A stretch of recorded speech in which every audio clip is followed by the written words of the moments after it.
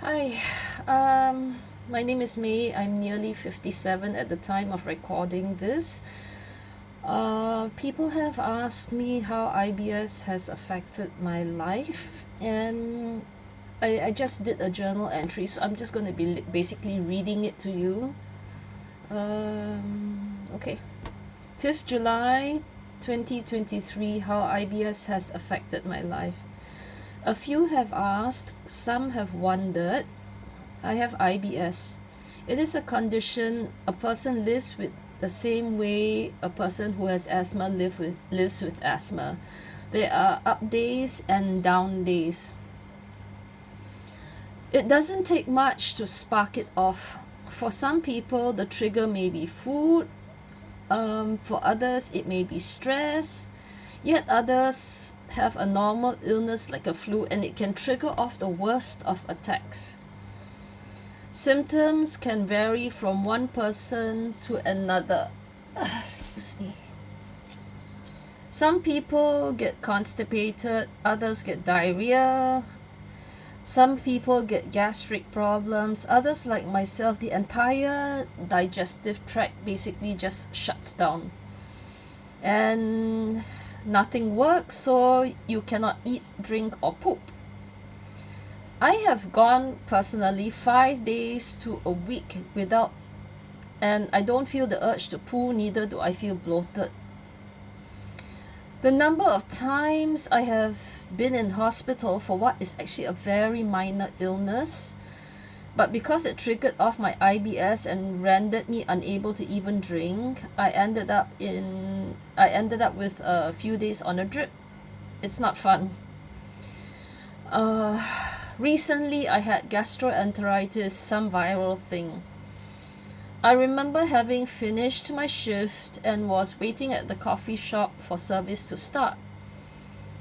I started throwing up and did not stop. I took my medication on the dot, and as usual at 6:30 a.m. the vomiting carried on. At the GP, she recorded a fever of 38.5 and it was likely still rising. I went home with medications and instructions to hit the A&E with a letter if I couldn't drink by evening. I think she knows my GI problem well, and when the diarrhea started around the clock, it was basically like around the clock for 2 days. A normal person would have been able to just ride it out at home, running to the toilet every hour. Unfortunately, because I have IBS, everything gets complicated. That's the impression I got from the team leader looking after me when I was in hospital. So simple bugs get complicated. I had the best of care, and the nurses even took the trouble to get the kitchen to blend my food when I was unable to process solid food. There is a difference between not wanting to eat and not being able to eat.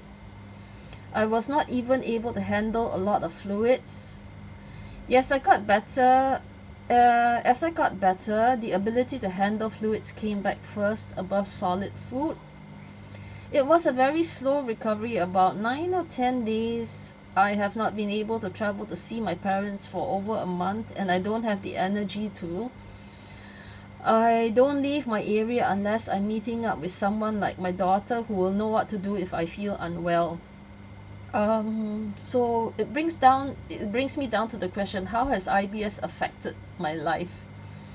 I have to watch what I eat. Folks sometimes cannot understand why I can eat a piece of food one day and not another day. It all boils down to whether my stomach can process the food that day. I have to stick to a very strict diet regime rather, and I'm often very disciplined when even on a day off. Basically breakfast at 6 p.m, my lunch break anytime between 10 to 12 a.m, 10 p.m to 12 a.m. Now this is because I work nights. A short tea break at 1 a.m, dinner at 6 a.m, 6:30 a.m, a light snack around 9 a.m, and I'm close to bedtime. and I go to bed on the dot at 11 a.m. whether or not I sleep. This is not part of my journal, just something I'm telling you. I seldom go to outings and gatherings, as 9 times out of 10 I get labeled fussy. It's less stressful to just stay away from people who probably won't understand what I'm going through. When I had gallbladder issues that year, I was in and out of hospital. The gallbladder issues, I think, probably aggravated my IBS. The IBS became very much easier to control after my gallbladder issues got out. This portion is also not part of my journal, but everything was fine. I had 10 perfect months until I got COVID, and then everything went downhill again. Another way in which it has affected my life is that I no longer like talking to a lot of people.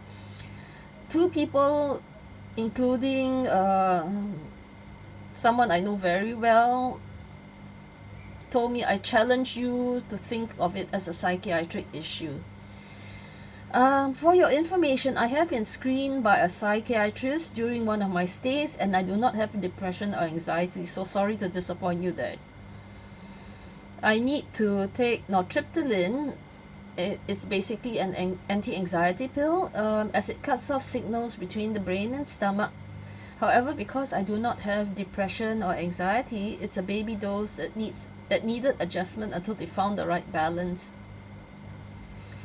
IBS interferes with your life in every way. It affects your social life, levels of frustration, because you have to keep fending people off.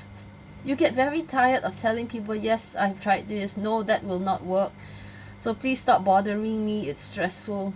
I can so totally understand when someone tells me they've got a chronic condition that is not seen from outside. So to Vanessa, I can totally understand what you're going through. You get very tired of explaining. There are many days where I feel it is just much easier not to bother about socializing. It's much easier to just stick to 1 or 2 people.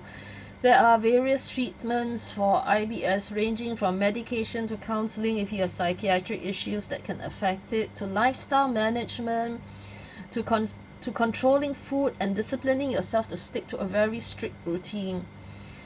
Seeking medical help if you are down even with a small illness is advisable, because it can trigger off, the worst of attacks and another flare-up.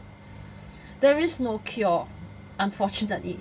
You can live with IBS, but you may end up in hospital more often than normal people for normal illnesses. I don't get sick more often than other people do. That's a fact. But I'm in hospital because whatever it is that is happening around me, be it a normal flu or a normal gastric viral thing, it can render you totally unable to eat. So that's my experience with IBS. And